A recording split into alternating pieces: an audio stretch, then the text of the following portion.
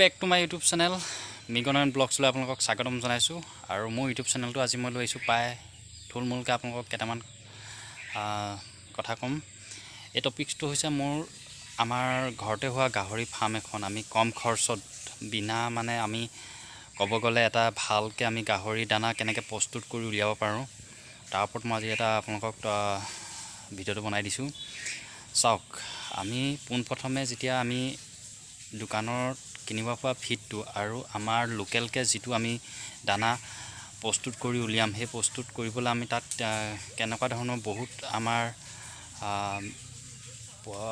দানাটো প্ৰস্তুত কৰি বহুত আমাৰ পদ্ধতিও আছে। আমি দানা প্ৰস্তুত কৰি উলিয়াবলৈ ভালকৈ তাৰ ওপৰত আমি এটা যদি ভাল দানা প্ৰস্তুত কৰি উলিয়াব হয়, আমি কেনেকুৱা ধৰণৰ দানা ভালকৈ বনালে ভাল হয় যে গাহৰিকেইটা ভাল এটা স্বাস্থ্যটো ভাল হৈ আহে।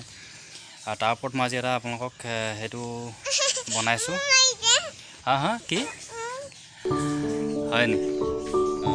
মই আমাৰ ঘৰকেইটা দেখি কেনেকুৱা পোৱা ভাল লাগে নাই? ঘৰকেইটা দেখি ভাল লাগে নাই? ভাল লাগে। এতিয়া মই আপোনালোকক বেছি দীঘলীয়া নকওঁ, মেইন টপিকলৈ লৈ আহিছোঁ। চাওক, আপোনালোকে চাই থাকক কেনেধৰণে আমি ঘৰতে পিগ ফাৰ্মিং ভালকৈ প্ৰস্তুত কৰি উলিয়াব পাৰোঁ কম খৰচত দানা। চাওক টপিকটো কেনেধৰণৰ, আপোনালোকে চালে গম পাব। ফাইনেলি দানাখিনি মই বনাই আছিলোঁ। এইটো হ'ল আমাৰ কচু, যিটো আমি কচু আমাৰ আশে পাশে আছে।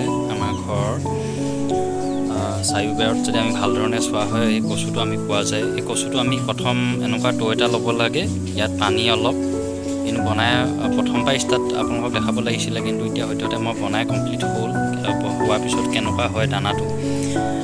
ইয়াত কচু আছে, চ'ডাখাৰ আছে, ভাত আছে, নিমখ আছে। এই তিনিবিধ বস্তু আমি কমপ্লিট এনেকৈ দিব লগা হয়। আৰু কচুটো ডাঙৰ কচু হ'লে কাটি কাটি দিব লাগে ইয়াত হেৰিত, আৰু যদি সৰু কচু হয় ডাইৰেক্ট আপোনালোকে টৌটোৰ ভিতৰত দি দিলেও সিজি যাব। এতিয়া আমি এনেধৰণে মই আপোনালোকক দেখুওৱাৰ ধৰণে এইটো হ'ল আমাৰ কম খৰচতে হোৱা এটা ফিড হয়। এইটো লোকেল দানা বুলি কওঁ আমি। যিমান আপুনি এই কচুটো খুৱাই গাহৰিটো চৰ্বিটো, যিটো আমাৰ চৰ্বিটো হয় গাহৰি মঙহ, সেই বস্তুটো আমাৰ বেছি হয়। আৰু কম খৰচত খুৱাই ডাঙৰ কৰি আপোনালোকে ভাল এটা প্ৰফিট পাব পাৰে। আৰু এতিয়া এইটো দানাটো কমপ্লিট হ'ল আৰু জুইও অলপ শেহতীয়া হৈ আছিলে। এতিয়া লাষ্ট মুহূৰ্তত ইমানেই। এইটো হ'ল আমাৰ ঘৰতে হোৱা এটা ফিড। এই ফিডটো আমি কম খৰচত এনেধৰণে বনাওঁ। খুৱাই যদি গাহৰিক ডাঙৰ কৰি এটা বজাৰত ভাল এটা ইনকাম আমি পাব পাৰোঁ। এইটো এতিয়া মই আপোনালোকক এইটো দেখাইছোঁ। এইটো জেগাডোখৰ অলপ চাফ কৰি আছিলোঁ। চাফ কৰি থাকোঁতে ভাবিলোঁ অলপ ভিডিঅ'টো বনাই লওঁ, লগতে কথাখিনিও থুলমূলকৈ কৈ দিওঁ।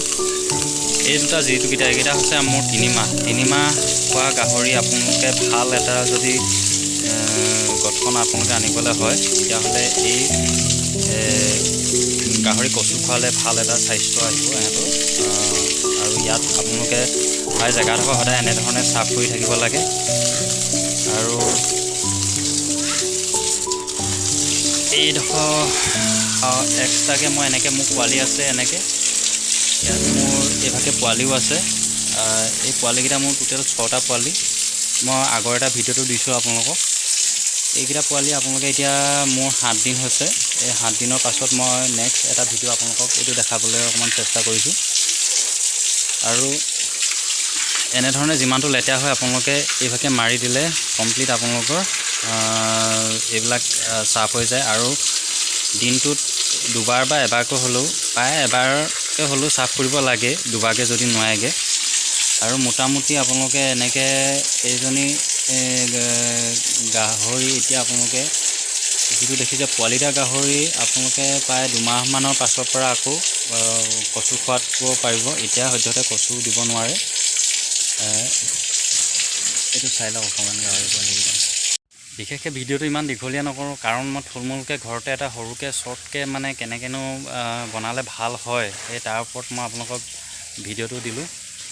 আপোনালোকে মই দেখুওৱা মতে এনেকৈ কচু যিভাগে মই এটা টৌৰ ভিতৰত কেনেধৰণে কোনখিনি বস্তু প্ৰস্তুত কৰি পিনে এটা ভাল দানা আপোনালোকে ঘৰটো উলিয়াব পাৰে। তাৰ ওপৰত মই এনেই সৰুকৈ এটা ভিডিঅ' বনাই পিনে আপোনালোকক দেখালোঁ। আৰু মোৰ ভিডিঅ'টো যদি আপোনালোকে চাই ভাল পায় তাত লাইক কমেণ্ট ছাবস্ক্ৰাইব কৰি দিব নাপাহৰিব, কাষত থকা বেল আইকনটো দবাই দিব। আৰু নেক্সট আহিবলগীয়া ভিডিঅ' আপোনালোকক দি যাম। আপোনালোকে ভাল ধৰণে মোৰ চেনেলটো আগবঢ়াই নিব আৰু তাকে মই কামনা কৰিলোঁ। ধন্যবাদ।